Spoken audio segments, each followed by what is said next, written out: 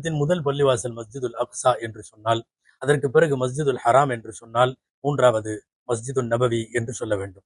சொல்ல போனால் மக்காவினுடைய மஸ்ஜிதுல் ஹராமுக்கு பின்னால் உலகத்திலே இருக்கிற பெரிய பள்ளிவாசல்கள் என்று கணக்கெடுத்தால் இது இரண்டாவது இடத்தை பெறும். காரணம், 7,00,000 பேர் தொழுகுவதற்கு ஒரே நேரத்தில் ஜமாத்தோடு நின்று தொழுகுவதற்கு தேவையான இடவசதிகளோடு மிக பிரம்மாண்டமான முறையில் இந்த பள்ளிவாசல் அமைக்கப்பட்டிருக்கிறது.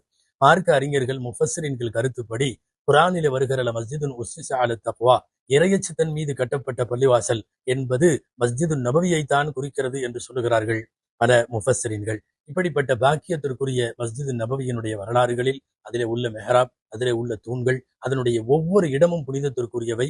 முடிந்தால் மதீனா ஜியாரத் என்ற ஒரு தலைப்பிலே பேசுகிற போது அவற்றில் சிலவற்றை குறிப்பிடலாம். மஸ்ஜிது நபவி, ஹாஜிகள் ஒதுவோடு உள்ளே சென்று 2 ரக்காத்துகள் மஸ்ஜிது நபவியில் தஹியத்துல் மஸ்ஜித் என்கிற பெயரிலே தொழ வேண்டும். வாய்ப்பு கிடைக்கிற போதெல்லாம் மஸ்ஜிது நபவியிலே தொழ வேண்டும். தஹியத்தாகவும் ஃபர்லு சுன்னத்து நஃபில்களாகவும் தொழுக வேண்டும்.